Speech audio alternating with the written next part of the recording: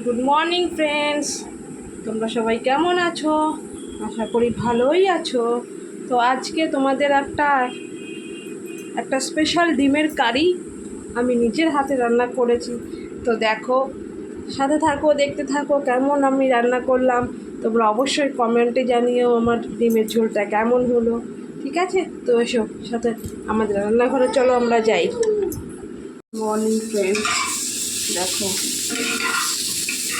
আলু রান্না হচ্ছে, আলু ভাজা হচ্ছে, ডিমের ঝোল হবে।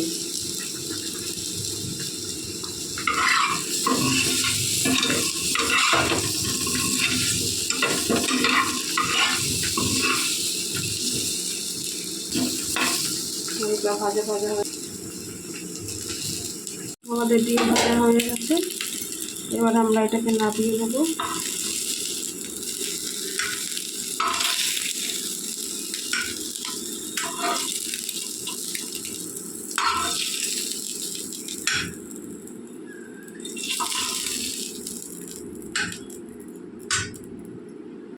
এবার আমরা কড়াইতে খানিকটা তেল দিয়ে নেব ডিম ভাজার জন্য।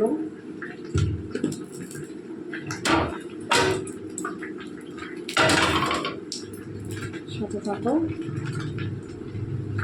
আর এই হলো আমাদের ভাত ফুটছে, ভাতটা প্রায় হয়ে এসছে, নামিয়ে নেব।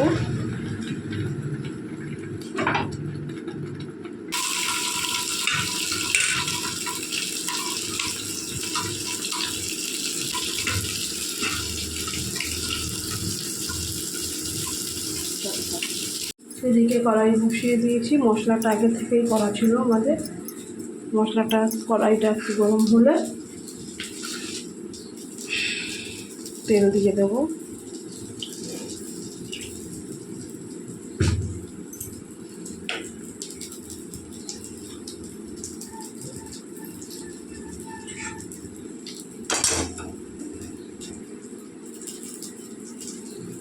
হয়ে এসছে, এবার দেখো মশলাটা দিয়ে দেবো।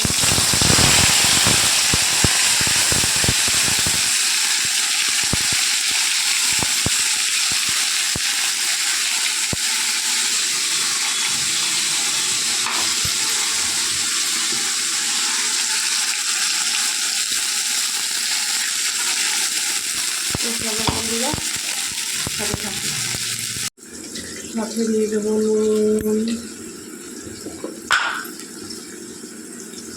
হলুদ,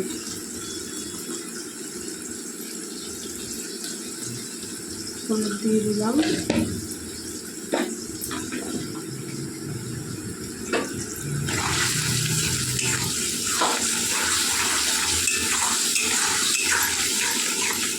মশলাটাকে ভালো করে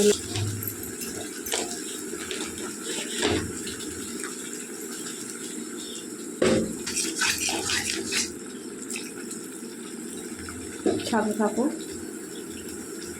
আমাদের মশলাটা থেকে তেল বেরিয়ে এসছে। এবার আমরা আলু ভেজে রাখা আলুটা দিয়ে দিলাম।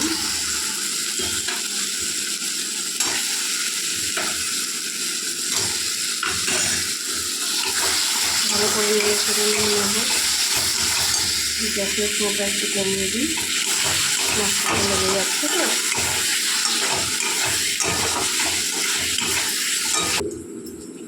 সামান্য জল দিয়ে দিলাম, ওটা সেদ্ধ। আমাদের জলটা ফুটে এসেছে, এবার আমরা ভেজে রাখা ডিমটা দিয়ে দেবো।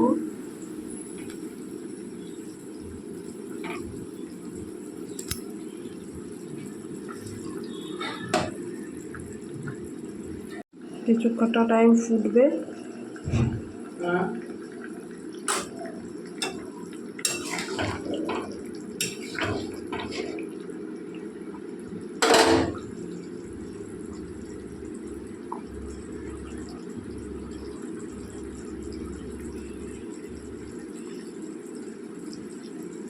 তো ফ্রেন্ডস, আবার চলে এলাম। দেখো আমাদের ফাইনালি ডিমের ঝোলটা তৈরি হয়ে গেছে।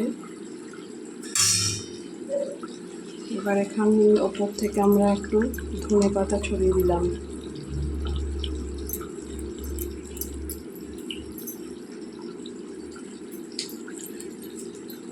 আমাদের ডিমের ঝোল খাওয়ার জন্য পুরোপুরি তৈরি। এবার তোমরা আমাদের কমেন্ট করে জানিও কেমন লাগলো আমাদের আজকের এই রেসিপিটা।